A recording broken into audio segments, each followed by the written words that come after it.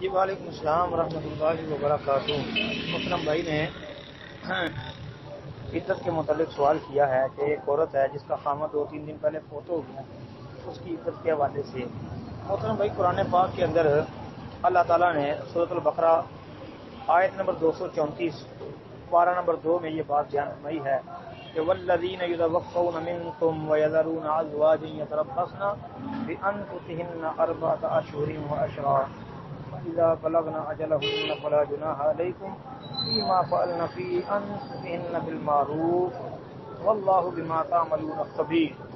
اور جو لوگ تم میں سے فوت کیے جائیں اور وہ بیویاں چھوڑ جائیں، وہ بیویاں اپنے آپ کو 4 مہینے اور 10 راتیں انتظار میں رکھیں، پھر جب اپنی مدت کو پہنچ جائیں تو تم پر اس میں کچھ گناہ نہیں، جو وہ اپنی جانوں کے بارے میں معروف طریقے سے کریں، اور اللہ اس سے جو کچھ کرتے ہو پوری طرح باخبر ہے۔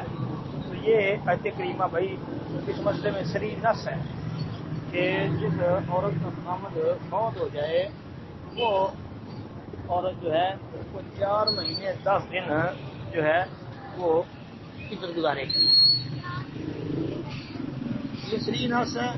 تو اب وہ عورت چاہے وہ اسکول ٹیچر ہو یا کسی اور جگہ وہ جاب کرتی ہو، تو یہ اللہ کا حکم جو ہے یہ زیادہ اہمیت کا حامل ہے۔ 4 مہینے 10 دن وہ اپنی ٹیچنگ چھوڑ دے تو عدت گزارے۔